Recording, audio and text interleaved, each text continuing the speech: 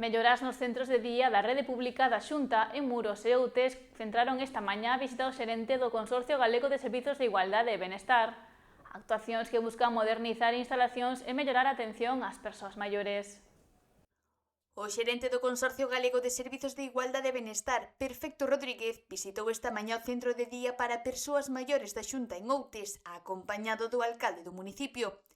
Trátase dun equipamento da rede pública autonómica que presta servizo a persoas maiores con distintos graus de dependencia da comarca e que está a ser obxecto dun plan progresivo de melloras.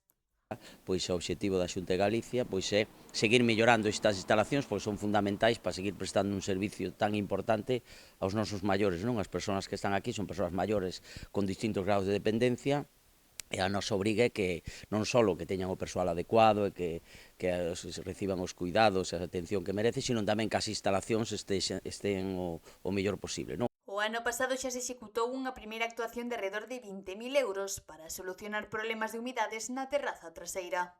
Xa o ano pasado empezáramos unha serie de melloras no centro en colaboración co propio Concello, non? O ano pasado, precisamente, o actual alcalde me planteou a necesidade de poder ir facendo unhas melloras que xa nos costaban a nosotros, pero necesitamos nese sentido a implicación para que fora o Concello que non pudera facer como titular do edificio.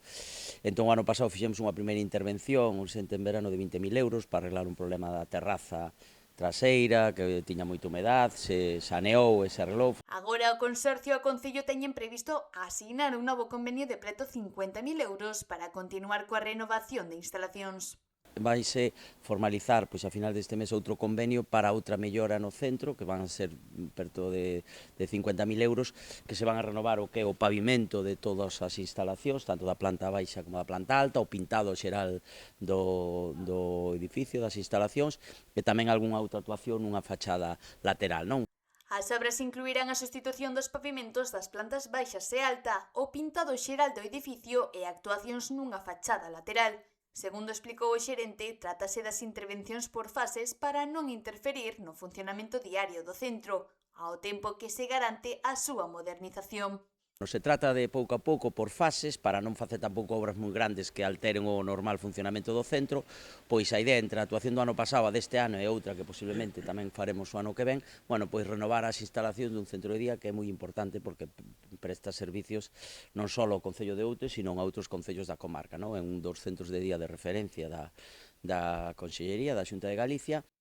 Tanto a Xunta como o Concello de Outes salientan que o obxectivo é manter unhas instalacións axeitadas para a atención das persoas usuarias e mellorar a calidade do servizo nun centro considerado de referencia comarcal. É unha instalación, é un centro de referencia a nivel comarcal e creo que temos a responsabilidade de que as instalacións que son propiedade municipal, que son do Concello, temos a responsabilidade de mantelas nunhas condicións o máis óptimas posibles e neso estamos traballando. No caso de Muros xa está en marcha unha nova instalación de climatización no centro de día da localidade. A actuación, cun investimento superior aos 48.000 euros, mellora as condicións das salas polivalentes, o comedor e a cociña, especialmente durante os meses de máis calor.